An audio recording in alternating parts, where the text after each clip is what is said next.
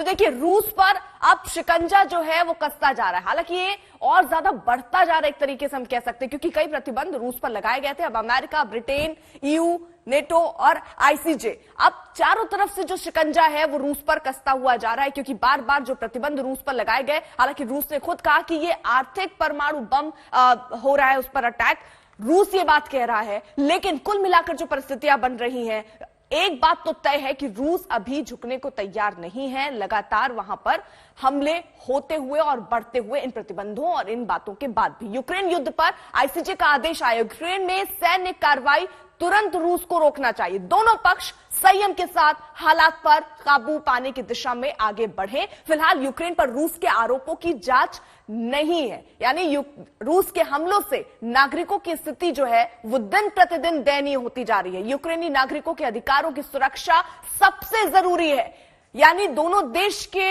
राष्ट्रपति क्या सोचते हैं उन सबसे ऊपर आम जनता की सुरक्षा और उनकी सोच है। किसी पक्ष के गैर हाजिर होने पर भी आदेश लागू। यूक्रेन में सैन्य कार्रवाई तुरंत रोके, तो रूस को यह निर्देश दे दिया है। राजेश, ये कह दिया गया है, लेकिन बावजूद इसके ये जो हमले हैं वो रुक नहीं रहे हैं। जल्दी से आपको ये तस्वीर पे दिखा दे। राजेश हमारे साथ हमारे सहयोगी बने हुए हैं, देखिए उनका भी रुख करेंगे। बाजारों में बमबारी हो रही है, थिएटर पर रॉकेट बरस रहे हैं मारियोपोल में। तो ये अलग अलग इलाके हम आपको दिखा रहे हैं जहां पर रूस पर एक तरफ आप प्रतिबंध लगाइए, आप उसको कुछ भी कहिए, लेकिन ये जो हमले हैं रूस की तरफ से यूक्रेन पर, वो थमते या रुकते हुए नजर नहीं आ रहे हैं। राजेश हमारे साथ मौजूद है। राजेश, अब देखिए जिस तरीके से इंटरनेशनल कोर्ट ने भी ये कहा कि ये युद्ध जो है वो रोकना चाहिए, लेकिन बावजूद इसके हमले नहीं रोक रहा है रूस।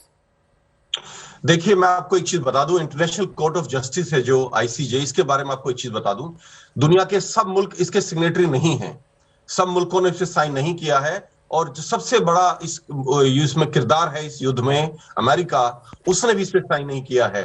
अमेरिका आईसीजे के प्रभुत्व को नहीं मानता है, और अमेरिका ने यह बोला है, अमेरिका के राष्ट्रपति का बयान था ये, कि कभी भी किसी भी लड़ाई के बाद कोई अमेरिकी सैनिक कभी दूसरी कोर्ट में उस पर मुकदमा नहीं चल सकता।